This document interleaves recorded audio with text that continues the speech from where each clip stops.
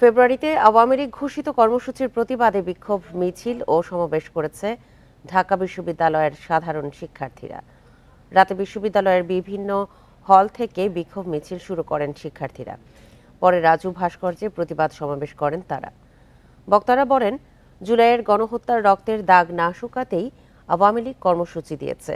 এজন্য সময় এসেছে ছাত্র জনতাকে হত্যার দায়ে আওয়ামী লীগকে নিষিদ্ধ করার।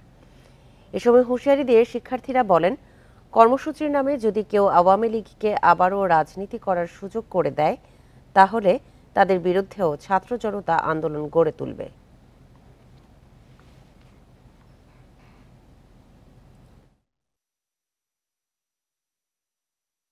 আমাদের কাছে জবাব দিতে হবে। রাষ্ট্র উপদেষ্টাকে বলতে হবে এখনো কিভাবে সন্ত্রাসী লীগের খুনিরা বাইরে থেকে কর্মসূচি দেওয়ার সাহস করতেছে। যদি খুনি লীগ ফিরে আসে, বাংলাদেশের সাধারণ ছাত্র জনতা অবশ্যই রাজপথে তাদেরকে প্রতিহত করবে। সংস্কার কমিশনের প্রতিবাদের ওপর ভিত্তি করে ফেব্রুয়ারিতে জাতীয় নির্বাচনের সম্ভাব্য তারিখ নির্ধারণ হবে। বুধবার বিকেলে সংবাদ সম্মেলনে একথা বলেন প্রেস সচিব শফিকুল আলম। তিনি আরও বলেন, আওয়ামী লীগ নেতাদের বিচার না হওয়া পর্যন্ত কোনো কর্মসূচি পালন করতে দেওয়া হবে না। বুধবার বিকেলে ফরেন সার্ভিস একাডেমিতে সংবাদ সম্মেলনে আসে প্রধান উপদেষ্টার প্রেস উইং। এ সময় ভোটের সময়সূচি প্রশ্নে প্রেস সচিব শফিকুল আলম বলেন, ফেব্রুয়ারিতে সংস্কার কমিশনের প্রতিবেদনের উপর ভিত্তি করে জাতীয় নির্বাচনের সম্ভাব্য তারিখ নির্ধারণ হবে। ফেব্রুয়ারি মাসের মাঝ বরাবর সমস্ত রিফর্মের রিপোর্টগুলো পাওয়ার পরে কনসেনসাস কমিশন কাজ করবেন। ওইটার পরে রিফর্মের উপরে অনেকগুলো নির্ভর করবে আসলে এক্স্যাক্টলি কবে ভোটটা হবে। আমরা দুটো ডেট দিয়েছি। একটা হচ্ছে যে যদি কম রিফর্ম হয় সেক্ষেত্রে এই বছরের ডিসেম্বরের মধ্যে ইলেকশনটা হবে। আর একটা হচ্ছে যে যদি পার্টিগুলো মনে করে যে না আমরা আরো বেশি রিফর্ম চাই গভর্নমেন্টের কাছ থেকে, তাহলে সেক্ষেত্রে আরো 6 মাস এটা এক্সটেন্ড করা যেতে পারে। এ সময় আওয়ামী লীগের কর্মসূচি ঘোষণা প্রসঙ্গে কঠোর বার্তা দেন প্রেস সচিব। বলেন, ক্ষমা না চাওয়া পর্যন্ত কোনো কর্মসূচি করতে পারবে না দলটি। বাংলাদেশে যতদিন না তারা ক্ষমা চাচ্ছে, যতদিন না তাদের এই লিডারশিপকে ট্রায়ালের মধ্যে আনা হচ্ছে এবং তাদের সাবমিট টু জাস্টিস এবং তাদের যতদিন না তাদের অ্যাকাউন্টেবিলিটির মধ্যে আসছে, ততদিন তাদের কোনো প্রোটেস্ট করার আসলে করতে দেওয়া হবে না। মঙ্গলবার রাতে ফেসবুক পেজে আওয়ামী লীগ ফেব্রুয়ারি মাসে বেশ কিছু কর্মসূচি ঘোষণার পর দেশকে সহিংসতার দিকে নেয়ার চেষ্টা প্রতিরোধের হুঁশিয়ারি দেন প্রেস সচিব। নুরসেলিনা শিউলি, ইন্ডিপেন্ডেন্ট নিউজ, ঢাকা। সামনের পথ মোটেও মসৃণ নয়, নানা দিক থেকে নানাভাবে ষড়যন্ত্র চলছে বলে মন্তব্য করেছেন বিএনপির ভারপ্রাপ্ত চেয়ারম্যান তারেক রহমান। ষড়যন্ত্র মোকাবেলায় শুধু দলের ভেতর নয়, আন্দোলনে থাকা সব দলের সাথে ঐক্য ধরে রাখারও আহ্বান জানান তিনি। বুধবার যশোর, ঝিনাইদহ এবং নড়াইল জেলার কর্মশালায় লন্ডন থেকে ভার্চুয়ালি যুক্ত হয়ে তিনি এই কথা বলেন। রাষ্ট্র কাঠামো মেরামতের ৩১ দফা ও জনসম্পৃক্তি শীর্ষক ধারাবাহিক কর্মশালা করে আসছে বিএনপি। কিছুদিন বিরতির পর আবারও শুরু হয়েছে জেলাভিত্তিক কর্মশালা। এর অংশ হিসেবে যশোর, ঝিনাইদহ ও নড়াইল জেলার কর্মশালায় লন্ডন থেকে ভার্চুয়ালি যুক্ত হন বিএনপির ভারপ্রাপ্ত চেয়ারম্যান তারেক রহমান। অর্থনৈতিক যে নিয়ম কারণ সেগুলোকে সঠিকভাবে ফলো করা। দিনব্যাপী কর্মশালার শেষ পর্যায়ে বিভিন্ন পর্যায়ে নেতাদের প্রশ্নের জবাব দেন তারেক রহমান। কাজে আপনার বিষয়গুলোর সাথে আমি সম্পূর্ণভাবে একমত। কর্মশালায় ভারপ্রাপ্ত চেয়ারম্যান বলেন, সামনে যে দলই ক্ষমতায় আসুক, দেশ চালানো তাদের জন্য অনেক চ্যালেঞ্জের হবে, কারণ আওয়ামী লীগ সব প্রতিষ্ঠান ধ্বংস করে দিয়ে গেছে। সামনের পথ মোটেও মসৃণ না। একটু আগেই আমি বলেছি, বিভিন্ন মহল ষড়যন্ত্র তো করছেই। যারাই দায়িত্ব পাক আগামী দিনে, সেই দলটির বা যারা দায়িত্ব পাবে তাদের অত্যন্ত কষ্ট হবে। কিন্তু এই কষ্ট আমরা তখনই হাসি মুখে এই কষ্টকে আমরা সহজ করে নিতে পারবো আমরা যদি সকলে ঐক্যবদ্ধ থাকি। এ সময় তারেক রহমান বলেন, বিগত আন্দোলন সংগ্রামে যারা বিএনপির সাথে ছিল তাদের যথাযথ মূল্যায়ন করতে হবে, অন্যথায় ঐক্য ধরে রাখা যাবে না। যেই দলগুলো, রাজনৈতিক দলগুলো গণতান্ত্রিক আন্দোলনে আমরা একসাথে সংগ্রাম করেছি, অত্যাচার নির্যাতন সহ্য করেছি, জেল জরিমানা সহ্য করেছি, সেই সকল রাজনৈতিক দলকে আমাদেরকে ঐক্যবদ্ধ থাকতে হবে। কারণ আমাদের এই 31 দফা শুধু বিএনপির 31 দফা না, আমাদের এই 31 দফা সকল রাজনৈতিক গণতান্ত্রিক রাজনৈতিক দলের 31 দফা। দেশ ও গণতন্ত্রের স্বার্থে বিএনপি সব সময় সব বাধা উপেক্ষা করে কাজ করে যাবে বলেও জানান তারেক রহমান। যে কোনো মূল্যে বাংলাদেশের মানুষের আস্থা আমাদেরকে ধরে রাখতে হবে। মাহমুদ শরীফ, ইন্ডিপেন্ডেন্ট নিউজ। গণহত্যায় জড়িত ব্যক্তির পাশাপাশি সংগঠনেরও বিচার চান বিএনপির স্থায়ী কমিটির সদস্য সালাউদ্দিন আহমেদ। বলেন, আওয়ামী লীগের বিচারের পর তাদের বিষয়ে সিদ্ধান্ত নেবে জনগণ। বুধবার জাতীয় প্রেস ক্লাবে এক আলোচনা সভায় তিনি এই মন্তব্য করেন। তার দাবি, তফসিল ঘোষণা হলে নিবন্ধিত সব রাজনৈতিক দল নির্বাচনে অংশ নিতে পারবে, তবে জনগণ আওয়ামী লীগকে প্রত্যাখ্যান করবে ভোটের মাধ্যমে। 5 অগস্টকে স্মরণীয় করতে সেদিনই নির্বাচন আয়োজনের আহ্বান জানান সালাউদ্দিন আহমেদ। নির্বাচন দেরি হলে তার যৌক্তিক কারণ তুলে ধরতে বলেন তিনি। অন্তর্বর্তী সরকারের প্রায় 6 মাস চলে গেছে, এ সময়ে কতটুকু সংস্কার হয়েছে প্রশ্ন রাখেন সালাউদ্দিন আহমেদ।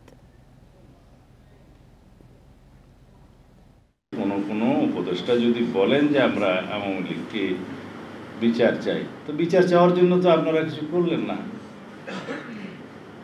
আর বিচার করার জন্য আমরা দাবি করছি, আপনারা দাবি করছেন, জনগণ দাবি করছে এই দেশে ফেসিবাদী শক্তি, গণতন্ত্র হত্যাকারী, গণহত্যাকারী, মানবতা বিরোধী অপরাধে যারা দায়ী সেই সংগঠনের বিচার হোক, বিচারের মাধ্যমে নির্ধারিত হোক, তাহলে জনগণ মেনে নেবে। নির্ধারিত সময়ের মধ্যে দ্রুত সুষ্ঠু নির্বাচন চায় বেসরকারি গবেষণা প্রতিষ্ঠান সিপিডি। সংস্থাটির মতে এর মাধ্যমে দেশের অর্থনীতি ও বিনিয়োগে অনিশ্চয়তা কেটে যাবে। বুধবার রাজধানীর সিপিডি কার্যালয়ে এক মিডিয়া ব্রিফিংয়ে আরও বলা হয়, রাজনৈতিক সংস্কার ছাড়া অর্থনৈতিক সংস্কার সম্ভব নয়। অন্তর্বর্তী সরকার কর্মসংস্থান বাড়াতে পারেনি বলেও মনে করে সংস্থাটি। অন্তর্বর্তীকালীন সরকারের ক্ষমতা গ্রহণের পর মূলধনী যন্ত্রপাতির আমদানি বিগত অর্থবছরের তুলনায় ধারাবাহিকভাবে কমেছে। বিশেষ করে আগস্ট মাসে মূলধনী পণ্যের আমদানি প্রায় 31% কমে যায়। চলমান চ্যালেঞ্জের পাশাপাশি রাজনৈতিক স্থিতিশীলতা নিয়ে নতুন অনিশ্চয়তা ব্যবসা ও বিনিয়োগের জন্য জটিল হয়েছে।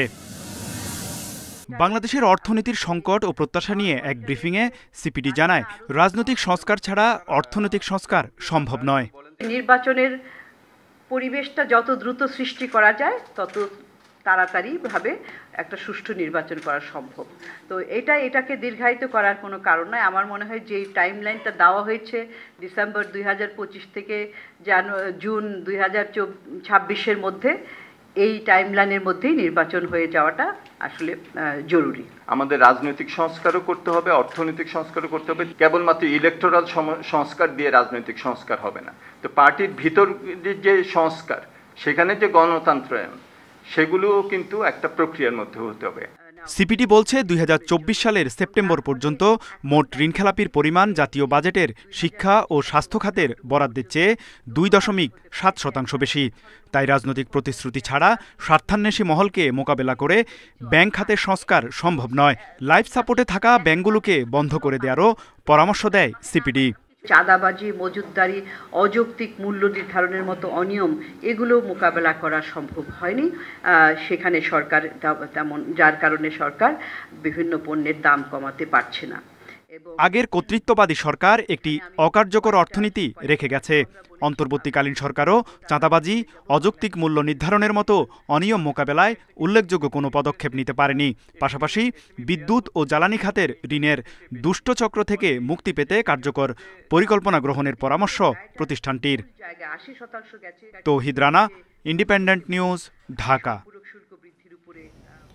শেখ হাসিনার মেয়ে সাইমা ওয়াজেদ পুতুলের প্রতিষ্ঠা করা সূচনা ফাউন্ডেশনের অস্তিত্ব খুঁজে পায়নি দুদক। এই ফাউন্ডেশনের মাধ্যমে অর্থ আত্মসাতের অভিযোগ রয়েছে পুতুলের বিরুদ্ধে।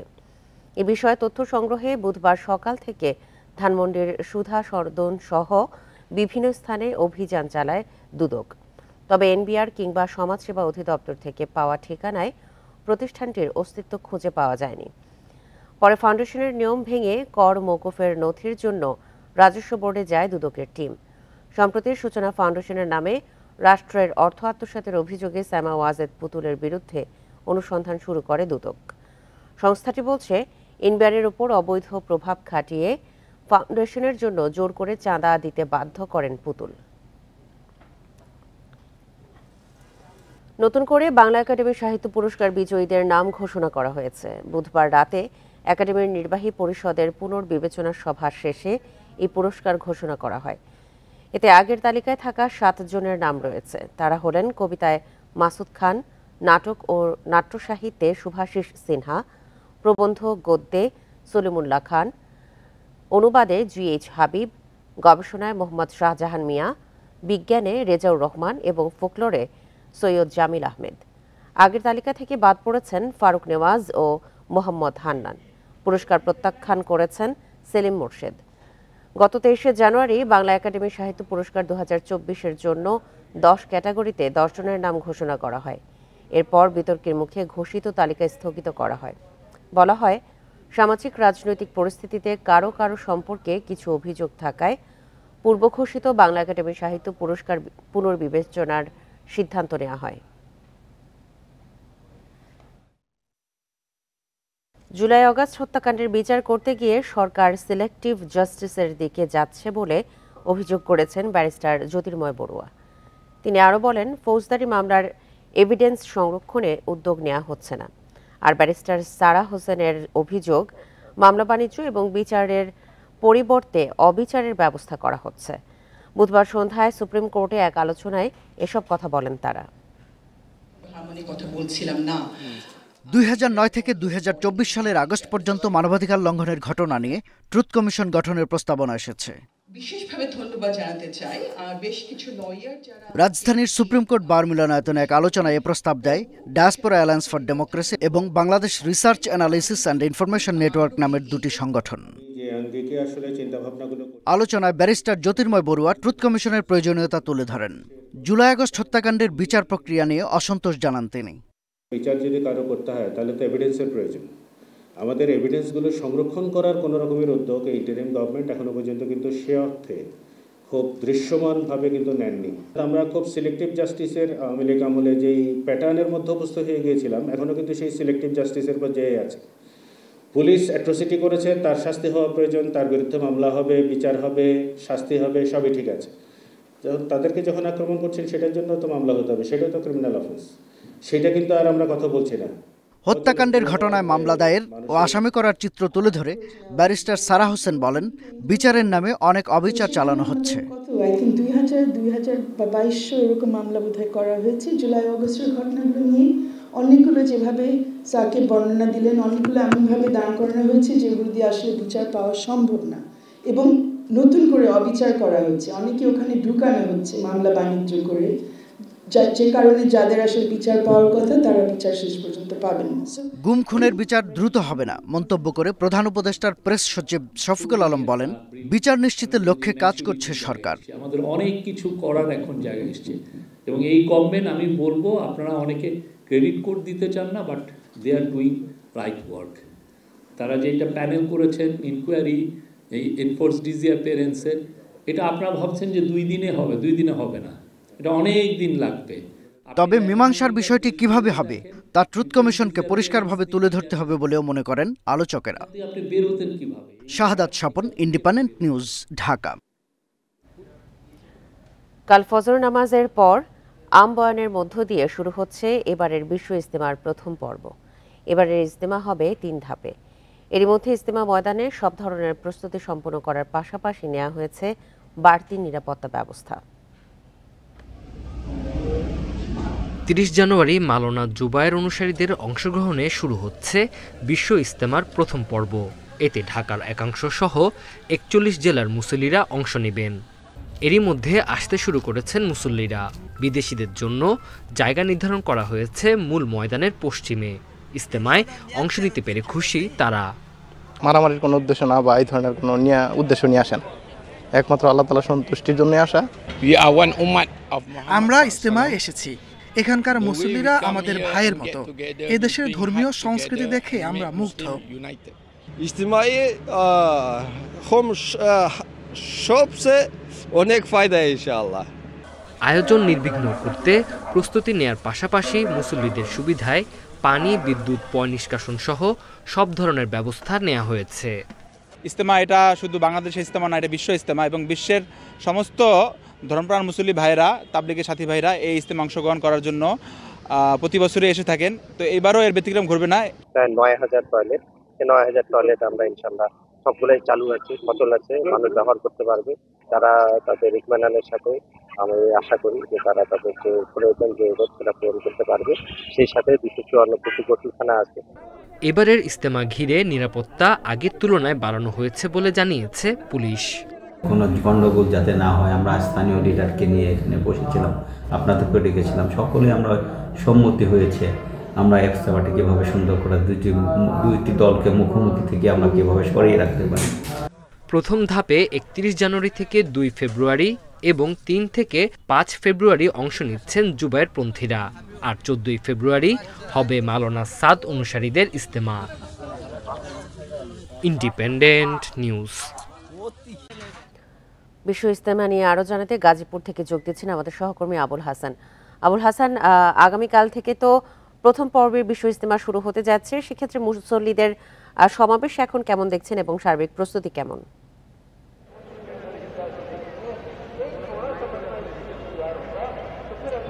দেখুন, আগামীকাল শুক্রবার আমবনের মাধ্যমে কিন্তু জুবায়ের অনুসারীদের যে বিশ্ব ইজতেমার প্রথম পর্ব সেটি শুরু হচ্ছে এবং এই ইজতেমায় অংশ নিতে এর মধ্যে দেশের বিভিন্ন এলাকা থেকে কিন্তু মুসল্লিরা আসছেন, তার বিভিন্ন যানবাহন করে তাদের যে খিত্তাগুলো রয়েছে ইজতেমা ময়দানে সেই খিত্তায় তারা কিন্তু অবস্থান নিতে শুরু করেছেন এবং মুসল্লিদের যে ঢল সেটি কিন্তু গতকাল থেকেই আমরা দেখেছি শুরু হয়েছে এবং আজকেও তারা কিন্তু আসছেন এবং ইজতেমার যে খিত্তাগুলো রয়েছে ময়দানের সেই খিত্তায় জেলাওয়ারি সেখানে তারা অবস্থান নিয়েছেন। আপনাকে বলে রাখি যে এই পর্বে কিন্তু ৪১টি জেলার মুসল্লিরা অংশ নিচ্ছেন ঢাকা সহ এবং এই মুসল্লিদের সার্বিক নিরাপত্তার জন্য স্থানীয় প্রশাসন, পুলিশ প্রশাসন কিন্তু আলাদা উদ্যোগ নিয়েছে। পুলিশ এখানে ৭,০০০-এর মতন সদস্য এখানে তাদের নিরাপত্তায় কাজ করবে বলে আমরা গতকাল জেনেছি এবং গতকাল পুলিশের মহাপরিদর্শক এখানে এসেছিলেন এবং তিনি ইজতেমার ময়দান ঘুরে দেখেছেন এবং এখানে আইনশৃঙ্খলা বাহিনীর যারা সদস্য রয়েছেন তাদেরকে বিভিন্নভাবে দিক নির্দেশনা দিয়েছেন এবং পুলিশ প্রধান যেটি বলছেন যে এখানে পুরো ময়দানকে আসলে 5টি সেক্টরে ভাগ করা হয়েছে এবং প্রতিটি সেক্টরেই সাদা পোশাকেরধারী পুলিশের পাশাপাশি পোশাকধারী পুলিশ থাকবে এবং অন্যান্য আইনশৃঙ্খলা বাহিনীর সদস্য, গোয়েন্দা সদস্য তারা থাকবে এবং একই সঙ্গে র্যাবের সদস্যরা কিন্তু কাজ করবেন।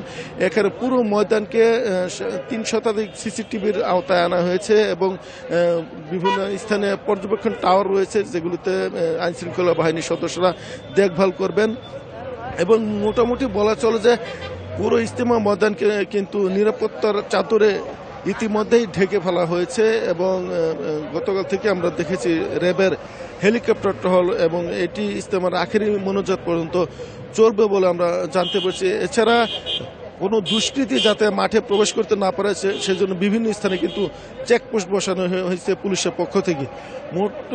মোট যদি মোটা তাকে বলি যে এখানে সার্বিক নিরাপত্তা ব্যবস্থা জোরদার করা হয়েছে গত অন্যান্য ইজতেমার থেকে। এবার নিরাপত্তার যে বিষয়টি সেটি কিন্তু আমরা দেখেছি, কারণ হচ্ছে যে এরই মধ্যে জুবায়ের অনুসারী এবং সাত অনুসারীদের মধ্যে একটি রক্তক্ষয়ী সংঘর্ষ হয়েছে এবং এর প্রেক্ষিতে কিন্তু নিরাপত্তা ব্যবস্থা ঢেলে সাজানো হয়েছে বলে পুলিশের পক্ষ থেকে বলা হচ্ছে এবং এবারে কিন্তু ইজতেমা মোট 3টি পর্ব অনুষ্ঠিত হচ্ছে। প্রথম পর্বে জুবায়ের অনুসারী 2 ভাগে তারা ইজতেমা করবেন এবং তাদের ইজতেমা আগামীকাল থেকে শুরু হয়ে শেষ হবে 6 ফেব্রুয়ারি এবং পরবর্তীতে 14 তারিখে সাতপন্থী যারা রয়েছেন অনুসারী তারা ইজতেমা করবেন এবং 16 তারিখ আখেরি মোনাজাতের মাধ্যমে কিন্তু এবারের বিশ্ব ইজতেমা শেষ হবে বলে আমরা ইজতেমার আয়োজকদের মাধ্যমে জেনেছি। এই ছিল গাজীপুরে ইজতেমার সর্বশেষ পরিস্থিতির খবর। আগামীকাল থেকে ইজতেমা শুরু হতে যাচ্ছে সে বিষয়ে বিস্তারিত তথ্য জানাচ্ছিলেন আমাদের সহকর্মী আবুল হাসান। এমবিবিএস পাশের পর বিএমডিসির সনদ নিতে আলাদা পরীক্ষার কথা ভাবছে সংস্থাটি, তবে তা চালু হবে কয়েক ধাপে। এছাড়া নির্দিষ্ট সময় পর চিকিৎসকদের সনদ নবায়নে পরীক্ষা চালুর বিষয়েও আসতে পারে সিদ্ধান্ত। এ নিয়ে এরই মধ্যে আলোচনা হয়েছে স্বাস্থ্য সংস্কার কমিশনেও। দেশের সরকারি বেসরকারি মিলিয়ে মেডিকেল কলেজ ১০৪টি। প্রতি বছর MBBS পাশ করেন ১১,০০০-এর বেশি শিক্ষার্থী। চিকিৎসক হিসেবে পেশা শুরুর আগে নিতে হয় BMDCর সনদ, দেয়া হয় একটি নিবন্ধন নম্বর। তবে এজন্য দিতে হয় না কোনো পরীক্ষা। দেশে কিছু বেসরকারি মেডিকেল কলেজের মান নিয়ে আছে অনেক প্রশ্ন। রাজনৈতিক ও নানা সুবিধায় কার্যক্রম চালিয়ে যাচ্ছে তারা, কিন্তু বছর শেষে ভালো মন্দ সব প্রতিষ্ঠানের শিক্ষার্থীরা যুক্ত হচ্ছেন এই পেশায়। এবার এর হ্রাস টানতে চায় BMDC। চালু করার বিষয়টা নিয়ে কোনো রকমের যাতে সমালোচনা অথবা ডাক্তারদের বিরোধিতার মুখে আমরা না পড়ি, সেই জন্য বিষয়টা এভাবে চিন্তা করা হচ্ছে যে আমরা একটা সিস্টেমের মাধ্যমে এটা ইন্ট্রোডিউস করব। ভর্তির ক্রাইটেরিয়ার সময় যদি আমরা এটা বলে দেই যে তোমরা যখন ক্লাস করবে, ভর্তি হবে, ডাক্তার হবে, তখন তোমাদেরকে আরেকটি লাইসেন্সিং এক্সাম দিয়ে তারপরে সনদ নিতে হবে। নার্সিং পাশের পর পরীক্ষা দিয়েই সনদ নিতে হয়। আইনজীবীদের ক্ষেত্রেও একই বিষয়। বিশেষজ্ঞরা বলছেন, পরীক্ষা দিয়ে BMDCর নিবন্ধন নম্বর নেয়ার বিষয়টি চালু হলে ভালো চিকিৎসক তৈরি হবে। সারা পৃথিবীব্যাপী নলেজ অ্যাসেসমেন্ট, লাইসেন্সিং এক্সাম প্রবর্তন রয়েছে, বাংলাদেশে নেই। বাংলাদেশের এই জিনিসগুলো করা অত্যন্ত জরুরি। ডক্টরদের এগেনস্টে কমপ্লেন কমে আসবে, কারণ তার কম্পিটেন্সি টেস্ট হচ্ছে, তার অ্যাপটিটিউড টেস্ট হচ্ছে, তার ফিটনেস টেস্ট হচ্ছে। তাদের শিক্ষার প্রতি একটা আগ্রহ জন্মাবে এবং সবাই একটা চিকিৎসা শাস্ত্র নিয়ে সবসময় একটা চিন্তা চেতনার মধ্যে থাকবে যে আপডেটেড নলেজ স্কিল ডেভেলপ করার বিষয় নিয়ে। দেশে BMDCর নিবন্ধিত চিকিৎসক 1,38,000। প্রতি 5 বছর পর সনদ নবায়ন করতে হয়। সংস্থাটি জানিয়েছে, সনদ নবায়নের আগে সক্ষমতা যাচাই পরীক্ষা নিতে চান তারা। Hasan Misbah, independent news, Dhaka. বিদেশে লেখাপড়া, চাকরি ও অভিবাসনের জন্য সার্টিফিকেট সত্যায়ন করা যাবে অনলাইনে। এখন থেকে মন্ত্রণালয় থেকে দপ্তরে দৌড়াতে হবে না, দাঁড়াতে হবে না দীর্ঘ লাইনে। বুধবার এই সংক্রান্ত অনলাইন প্ল্যাটফর্মের উদ্বোধন করে পররাষ্ট্র মন্ত্রণালয়। এ সময় উপদেষ্টা সতর্ক করেন, ডিজিটাল সেবাতেও দুর্নীতি হতে পারে, যার প্রমাণ রিজার্ভ চুরি ও ব্যাংকে লুটপাট। বিদেশে পড়তে যেতে সার্টিফিকেট সত্যায়ন করতে হয়। সেটি করতে ঘুরতে হয় শিক্ষা, আইন, পররাষ্ট্রসহ বেশ কয়েকটি মন্ত্রণালয় ও দপ্তরে। ভোগান্তি কাটাতে চালু হলো অনলাইনে সার্টিফিকেট সত্যায়ন। অ্যাপোস্টিল মাই.গভ সাইটে ঢুকে ফি দিয়ে আবেদন করা যাবে। সনদের তথ্য যাচাই করবে বিশ্ববিদ্যালয় মঞ্জুরি কমিশন, সত্যায়ন করবে পররাষ্ট্র মন্ত্রণালয়। যারা বিদেশে চাকরি বা অভিবাসনে ইচ্ছুক তারাও এ সেবা নিতে পারবেন। পররাষ্ট্র মন্ত্রণালয়ের কর্মকর্তাদের দাবি, এতে দালালের দৌরত্ব কমবে, বন্ধ হবে হয়রানি। এই সেবাটা অ্যাভেলেবল হয়ে গেছে, কাজেই এখন আর আপনাদেরকে ফিজিক্যালি আসার দরকার নাই। অনেকেই পুলিশকে একটু আঙ্গুল তোলার চেষ্টা করতো পুলিশের কিছু সদস্যের প্রতি। আমি মনে করি স্যার সেটা থেকেও আমরা মুক্ত হব। সবগুলো কাজেই আমাদের সবগুলো মন্ত্রণালয়ের মধ্যে এই ধরনের যদি সহযোগিতা এবং সমন্বয় থাকে, তাহলে আমরা রাষ্ট্র হিসাবে দেশের জন্য বা যে স্বপ্নটা দেখছি সে স্বপ্ন বাস্তবায়নের পথে অনেক দূর এগিয়ে যেতে পারবো। পররাষ্ট্র উপদেষ্টা বলেন, ডিজিটাল পদ্ধতিতেও অনিয়ম, দুর্নীতি হতে পারে। এক ব্যক্তির একাধিক MRP পাসপোর্টই তার প্রমাণ। আমাদের ব্যাংকগুলো থেকে যে টাকা চুরি হয়েছে, এটা কিন্তু ঘটনাক্রমে হয়নি। এটা সর্বোচ্চ পর্যায় থেকে এটাকে এনকারেজ করা হয়েছিল বলে কিন্তু করেছে। সুযোগ যাতে না থাকে দুর্নীতি, সেটা আনতে হবে আমাদের, এবং এটা এক্ষেত্রে একটা বড় পদক্ষেপ। গত বছর অ্যাপোস্টিল কনভেনশনে যুক্ত হয় বাংলাদেশ। এর ফলে 127টি দেশে বাংলাদেশিদের সার্টিফিকেট সত্যায়ন প্রয়োজন হবে না। এতে বছরে 5 থেকে 600 কোটি টাকা সাশ্রয় হবে। নাফিজাতুল্লাহ, ইন্ডিপেন্ডেন্ট নিউজ, ঢাকা। বাঁধ নির্মাণের পরেও ভাঙন থেকে রেহাই মিলছে না বরগুনাবাসীর। জেলার খরস্রোতা 4 নদীর পাড়ে অন্তত 25টি স্থানে দেখা দিয়েছে ভাঙন। বিষখালী নদীর ভাঙনে ঝুঁকিতে পড়েছে বামনা বরগুনা সড়ক। পানি উন্নয়ন বোর্ড বলছে, বরাদ্দ সংকটে টেকসই বেড়িবাঁধ নির্মাণ করা যাচ্ছে না। ভাঙন রোধে কার্যকর পদক্ষেপ নিতে মন্ত্রণালয়ে প্রস্তাব পাঠানো হয়েছে। বরগুনার মাঝ দিয়ে বয়ে যাচ্ছে পায়রা ও বিষখালী নদী। জেলার পূর্ব পাশে বইছে আন্ধারমানিক আর পশ্চিম পাশে বলেশ্বর নদী। এসব নদীর তীব্র স্রোতে প্রতিনিয়ত ভাঙনের কবলে বিভিন্ন এলাকা। জেলা সদরের সাথে বেতাগী উপজেলার সংযোগ সড়কটি গত ৬ বছরে ভেঙেছে বেশ কয়েকবার। স্থানীয়দের অভিযোগ, পানি উন্নয়ন বোর্ড বালির বস্তা ফেলে প্রতি বছর ভাঙন রোধের চেষ্টা করে। এতে ভাঙন বন্ধ না হয় রাষ্ট্রের কোটি কোটি টাকার অপচয় হচ্ছে। প্রতি বছর শুনি 2.5 কোটি 3 কোটি টাকার বাজেট হয়, তারপরও ভাঙে। 5 বছর না ফেলাই একবারে যদি ফেলাইতো তাহলে জনগণেরও স্বার্থ হইতো এবং দেশেরও উন্নত হইতো। জেলার 4 নদীপাড়ের অন্তত 25টি স্থানে বর্তমানে ভাঙন শুরু হয়েছে। নদীগর্ভে সর্বস্ব হারিয়ে প্রতিদিন ভূমিহীন হচ্ছেন শত শত পরিবার, বিলীন হচ্ছে হাজার হাজার একর ফসলি জমি। 114 কাঠা জমি আমার ছিল, এই জমিটা সব নদীতে চলে গেছে। নদী ভাঙ্গলে বন্যায় আমার ক্ষয়রাতি বানাই দিয়েছে। প্রত্যেকটা একটু পানি হইলে আমাকে চুপনি খেতে হয়। এই নদীতেই ভাঙ্গল কোনো কাদায় ফেরতে আসে না যদি এখানে বেরিবেত না দেওয়া হয় বা ব্লক কিছু না দেওয়া হয়। টেকসই বেড়িবাঁধ নির্মাণে বরাদ্দ সংকটের কথা বলছেন জেলা প্রশাসক। অন্যদিকে পানি উন্নয়ন বোর্ডের কর্মকর্তারা বলছেন ভাঙন ঠেকাতে প্রধান কার্যালয়ে প্রস্তাব পাঠানো হয়েছে। ভাঙন রোধে পানি উন্নয়ন বোর্ড কাজও করছে, কিন্তু বাজেটের অপ্রতুলতার কারণে আসলে যে পরিমাণ ভাঙন হচ্ছে সেই পরিমাণ ভাঙনটাকে আমরা ভাঙন প্রতিরোধে সেভাবে কাজ করতে পারছি না। তা আমরা ভাঙন কবলিত এলাকাসমূহ কিছু কাজ করতেছি এবং আরও নতুন করে কিছু কাজ নেয়ার জন্য প্রকল্প সাবমিট করেছি। এই প্রকল্পগুলো অনুমোদিত হলে আমরা কাজগুলো বাস্তবায়ন করতে পারব।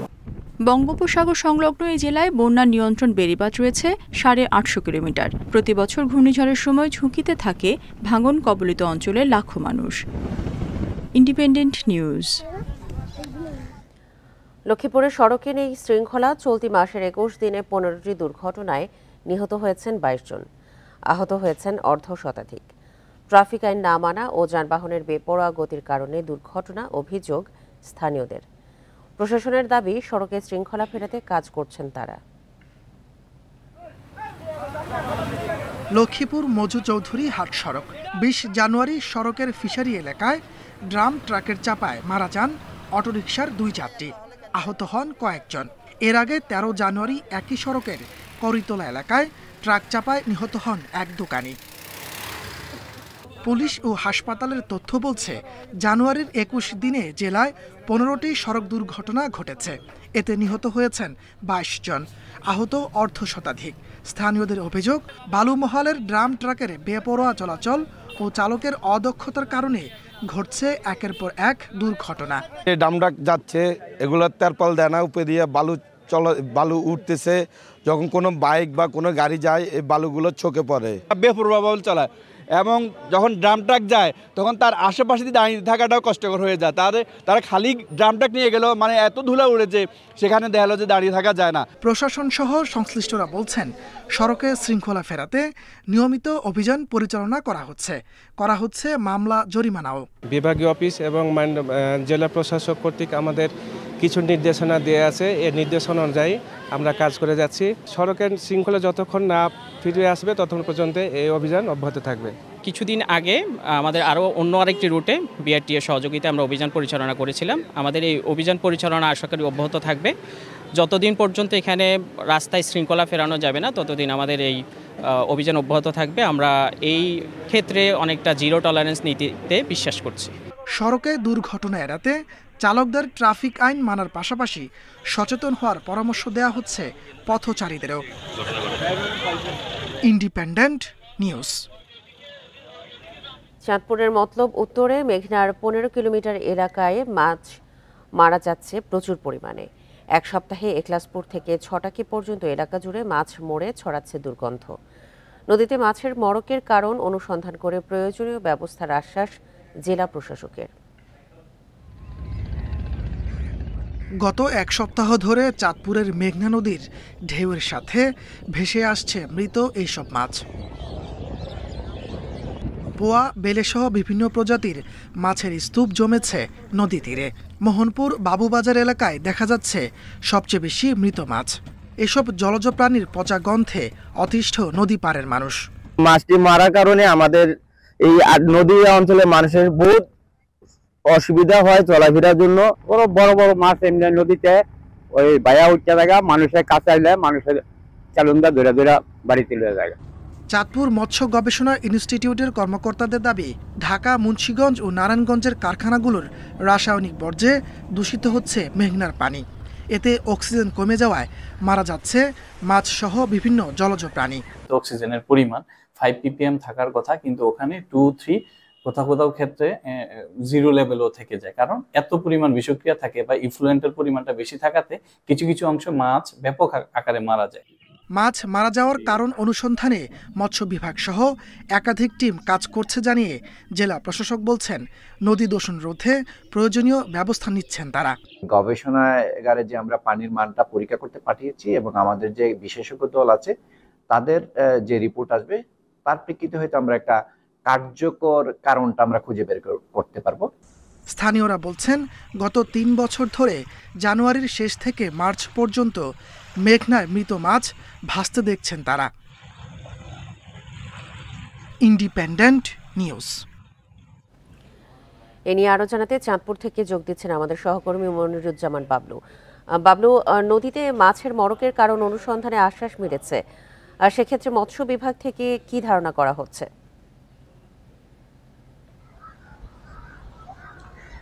চাঁদপুরের মেঘনার যে তীরের যে মতলব 7 নল থেকে একলাসপুর পর্যন্ত যে সীমানায় গত 3 বছর ধরে মাছ বেশি উঠছে, সেই বিষয়ে জেলা প্রশাসক আমাদেরকে জানিয়েছেন যে 3 বছর সেই বিষয়ে অনুসন্ধানের জন্য বিভিন্ন টিম কাজ করছে।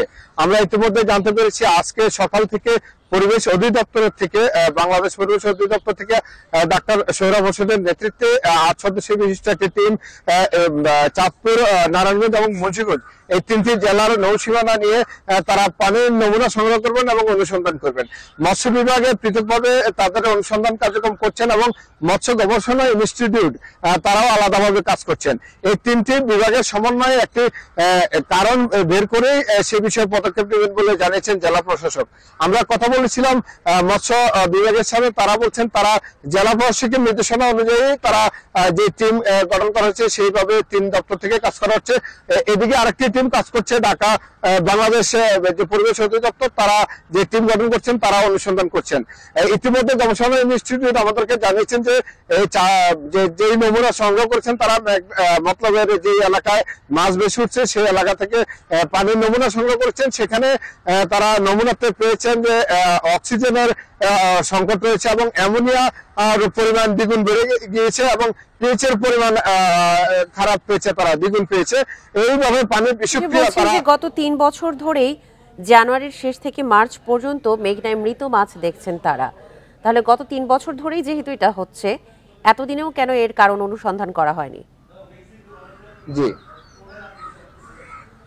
এটা আমরা বিগত যে 2 বছর ধরে যে মৃত মাছ বেশি উঠছে, স্থানীয়রা যে অভিযোগ জানিয়েছেন সেই বিষয়গুলো নিয়ে মৎস্য গবেষণা মৎস্য বিভাগ থেকে পানির নমুনা সংগ্রহ করেছেন, কিন্তু সেই বিষয়ে কার্যকর কোনো পদক্ষেপের বিষয়ে আমরা জানতে পারিনি। মৎস্য বিভাগের যে কর্মকর্তা তিনি আমাদের সাথে এই বিষয়ে কোনো কথা বলতে রাজি হননি এবং তার কাছে জানতে চাইলে তিনি এই বিষয়ে বক্তব্য দিতে রাজি নন।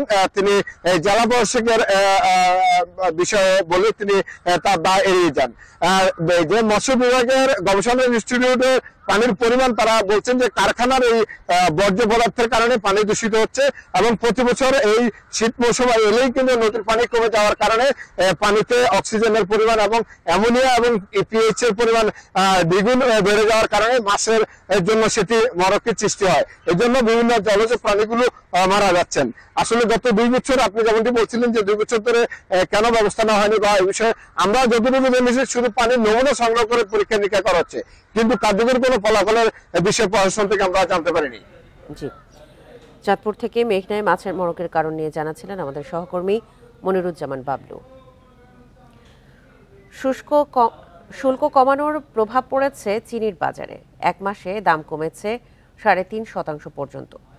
পাশাপাশি রমজান সামনে রেখে প্যাকেট চিনি বিক্রি করছে সরকারি মিলগুলো। টিসিবিও কম দামে চিনি বিক্রি করছে। তবে রোজায় কেউ যাতে কারসাজি করতে না পারে সেজন্য সতর্ক থাকার তাগিদ দিয়েছেন ভোক্তারা। প্রতি বছর রোজার আগে চিনির দাম বাড়লেও এবার তেমন হয়নি। বাজারে চিনির সংকটও নেই। গত অক্টোবরে চিনির আমদানি শুল্ক কমিয়ে 30 থেকে 15% করা হয়েছে। এরপর থেকে খোলা সাদা চিনি বিক্রি হচ্ছে 120 টাকা কেজিতে, আর প্যাকেট চিনি 125 টাকা। সরকারি লাল চিনির প্যাকেট 140 টাকা কেজি। সব মিলিয়ে চিনির দাম গত বছরের চেয়ে 14% কম। গভর্নমেন্টের চিনিটা বিক্রি হচ্ছে 140 টাকা কেজি, আর সাধারণ বিক্রি হচ্ছে এখানে খুচরা 120 টাকা, 18 টাকা, 120 টাকা, 18-20 টাকা এরকম বিক্রি হচ্ছে।